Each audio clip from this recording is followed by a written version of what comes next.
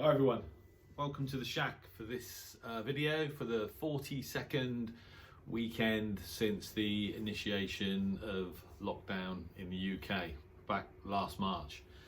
A couple of different things to talk about for this weekend. My portable station, which has been set up in Abingdon, has been a work in progress for, oh my god, 3 months at least. Since I bought the Yaesu FT817 and got a good price when I bought it, and I was waiting for the 45 watt amplifier, as you guys know. So the amplifier arrived, and which completed my station, which actually, so I've got an HF station that fits in a flight case, which is kind of what I wanted. And the problem is that I quite enjoy using that portable setup for at least one of the skeds per week for Harwell Amateur Radio Society. And given that the station is now set up and working, what I found was that the Yaesu on battery power puts out about 2.5 watts, and that is then amplified through that 45 watt amplifier, and you get about 27 out of it. That's fine on 80 meters, so you can get away with sort of 25-30 watts on 80 meters, no problem, even when conditions are terrible. Even when I say conditions, I mean propagation and or QRM, adjacent channel noise, etc. Once it's dark, continental stations are moving in. Well, quite often they've moved in before it gets dark. You can still get away with sort of 25 watts on 80. Most of the members of the club on the net can hear me. On top band, however, where the amplifier obviously doesn't go, it only goes as far as 80 meters, then I'm literally working a bare bones 2.5 watts output, and I did think I might get away with that because I was being copied so well with sort of 15 watts, plus 10 dBs over S9. But it became apparent very quickly that I couldn't get away with that. There's no point being on an HF net if the net controller, of all people, can hardly hear you. And that was basically the situation when I was operating on top band with the FT817 without the amplifier. On 80, he could hear me. I think it's 5.5, 5.7, 4.8, that those kind of figures, which is fine. Most of the net could hear me on 80 meters, but as I said, on top band it's just not going to work, and so there's no point being on a net where the controller can't hear you. But there's also a bit of a pain, really, having a setup that only allows you to participate in half a net just because you decide that you like going portable, which I do. So in the end, I had to sort of make a decision on that and bring it all back to my home QTH, and in fact I've done that, and it's actually here. So here it is, basically. There you go. So Yaesu FT817 and the PA, mini PA50 HF power amplifier. I actually think it is 45 watts. So it is a great bit of kit. It's relatively cheap. I think it was 120, something like that. And the two together go very well. They work very well together. You'll remember that I had some AF issues, RF leaking into the audio, which are kind of resolved there. But you sort of get the idea about what this setup's all about. So I'm just going to put the light on. So I can't use this setup on the skeds, which is a bit of a shame.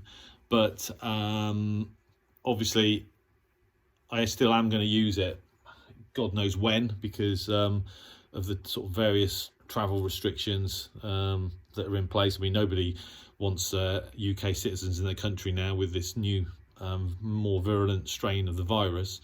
But when I can travel again, then I want to take a portable setup with me, be it in the UK or further afield. Going further afield is a bit more difficult because this particular arrangement involves two lead acid batteries, and although they're not very big, they are quite heavy, so I might have to sort of look into lithium batteries at some point, or lithium polymer, I'm not sure, lithium ion, whatever. I'm not sure how that works getting on an aeroplane, because ultimately I'd like to take this portable setup abroad. So I brought it back here, I've set it all up, I've connected the G5RV to it, and a guy that I don't know but quite a few club members know was calling on 80 meters in the early hours of this morning. So I answered his call, and on this setup, and basically he could hardly hear me. So I was putting out about 28 watts into the G5RV and he couldn't really hear me. So which I was a bit surprised about, to be honest with you. But I don't know anything about his station, so it could well be that he's basically not very strong on receive. I think he might not be, actually, because I then switched over to the ICOM 7300 with my end-fed wire and called him using 95 watts, and he started off at 5 and 1 was my report from him. Now that gradually improved to 5 and 8 with 95 watts, and bearing in mind he's Didcot and I'm in West Oxfordshire, so we're not very far apart, we're like 15 miles apart, and that made me wonder whether his antenna might not be very good on receive, because I was receiving him at 10 over, so there was a big difference.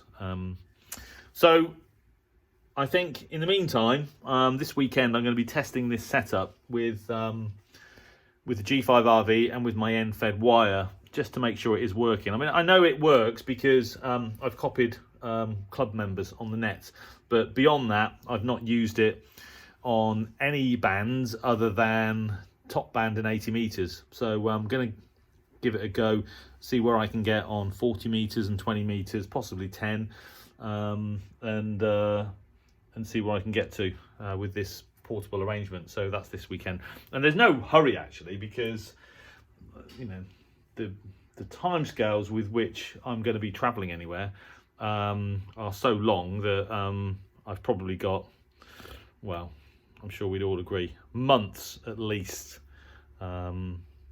before I'm able to travel internationally with that setup.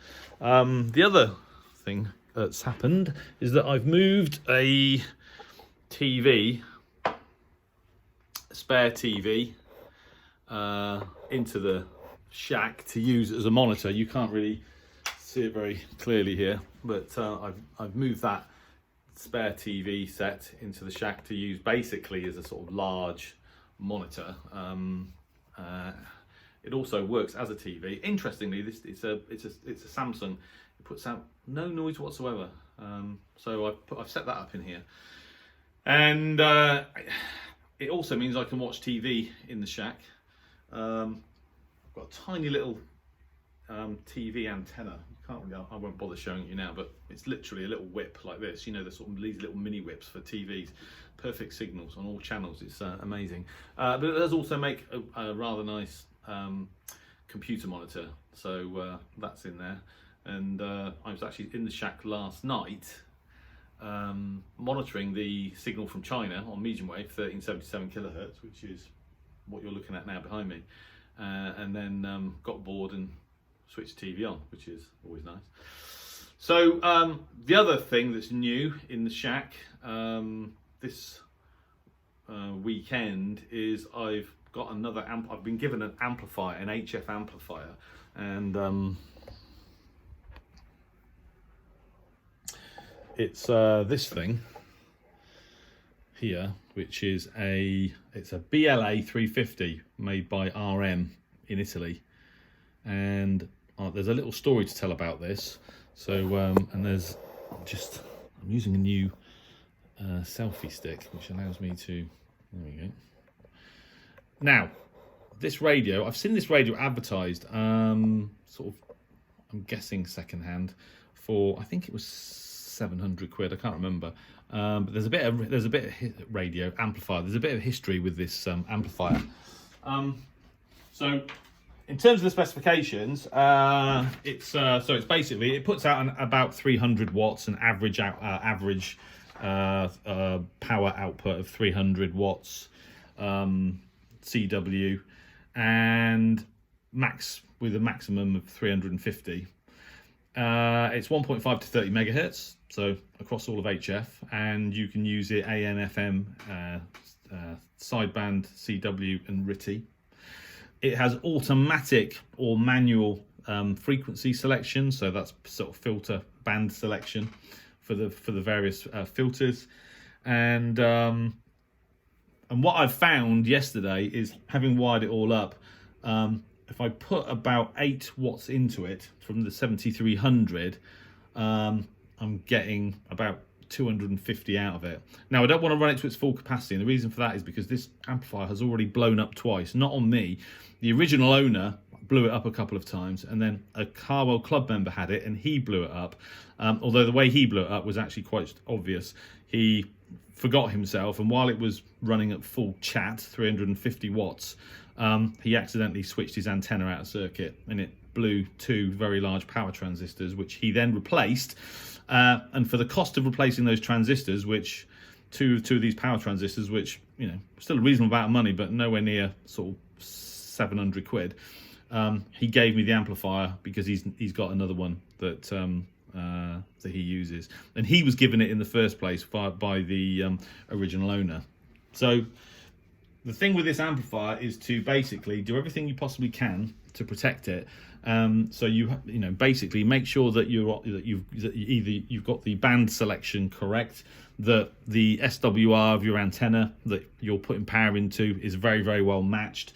And you can also set up the ALC so it auto protects, so it's impossible to put more than the recommended amount of power into this amplifier.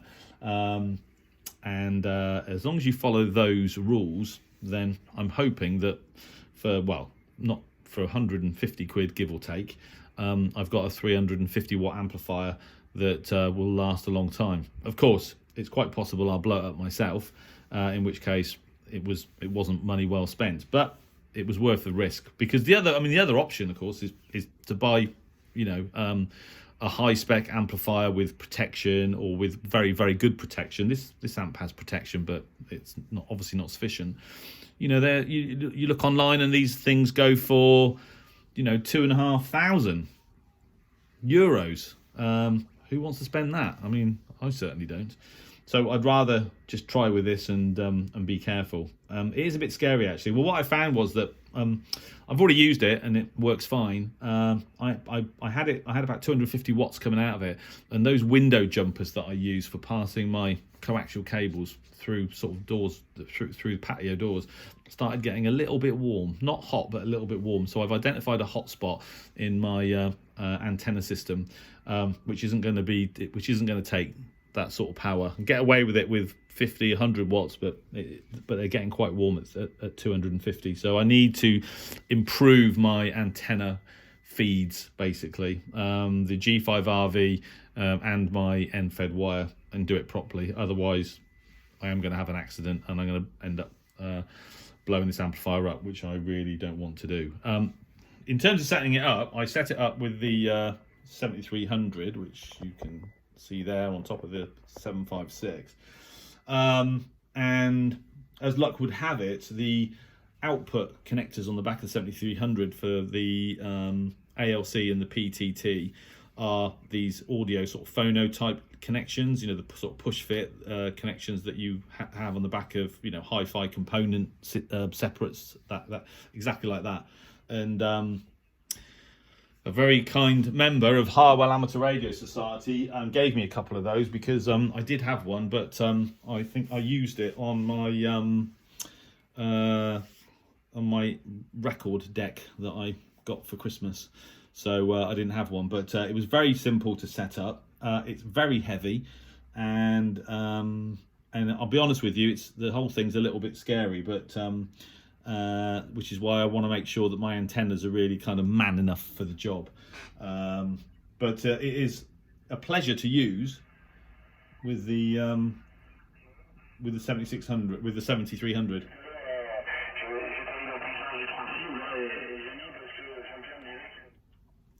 I'm not really sort of power hungry in those terms. So for me, what made me think more about having more power was there was a station in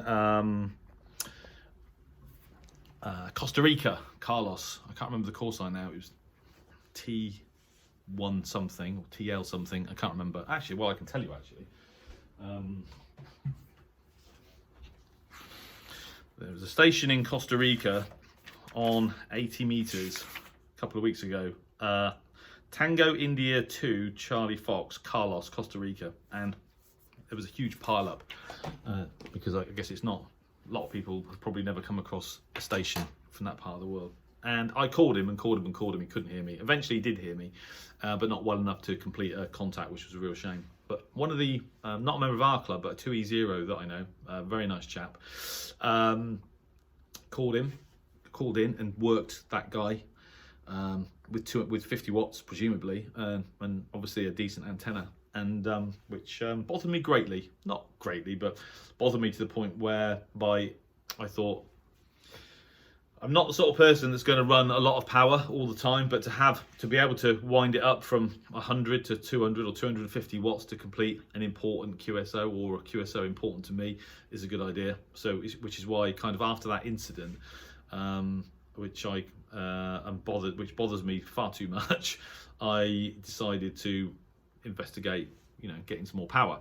And as I said, anything more than several hundred watts, is measured in thousands of pounds. And as I said, I found a couple on the internet that were 2,600. I can't remember the output. I think they were a kilowatt. This is only 350 watts, and I'll probably won't run it above 300. But for the cost of 2 power transistors, to be careful, that's probably enough for me. I haven't got any antennas that I'd feel comfortable putting a kilowatt through, and in any case, both of my MFJ matching units are only rated at 300 watts anyway. So anyway, it's all part of the experiment. So this weekend, I'll be having a play around with that amplifier. My gratitude to the guy at Harwell that repaired it and gave it to me for the cost of the repair. I'll be having a play around with my portable setup, and I'll be doing some DXing with the ELAD FDM Duo. I've literally just published a couple of videos. Pittsburgh KDKA, copied them the other night, and I'm reading off the screen now, Whiskey Hotel Juliet, yeah, WHJJ News Radio from Providence, Rhode Island. And these aren't the sort of stations that you hear just by tuning up and down the medium wave band, even on an SDR. These are the kind of stations that you can really only identify by copying the whole band, making several recordings overnight, and then analysing the next day. And I hadn't done that for quite a long time, several months. So I did that. I recorded the band a few times, only one evening, one night, and analysed 5 or 6 recordings, and 4 decent ones came out. All the usual stuff was there on 590 kilohertz, Winds 1010 and Toronto 1010 on 1010. And Bloomberg Radio on 1130, Costa Rica on 1660, but you can tune into those just on an ad hoc basis. So I just chose the 4 stations that I copied that you wouldn't necessarily hear just by tuning up and down the band. So I'm going to do that again either this evening or at least one evening over the weekend. So there you go. So that's it. Middle of another lockdown. Looks like this one's going to go on until the end of February, or towards the end of February. Everybody keep safe. Everybody follow the rules. Let's get out of this mess and go back to a normal life. Apparently, I looked online, and there are websites that calculate roughly when you're going to get the vaccine, and there are 25 million people in front of me because I'm so young and healthy, apparently, that I won't get mine until July. But she's fine. But let's just get through this. So stay at home, stay in the shack, do some radio stuff, have a nice time, and keep yourself to yourself. Happy New Year. I wish you great DX. Have a great weekend. Keep safe and keep the comments coming on the channel. Thanks for watching.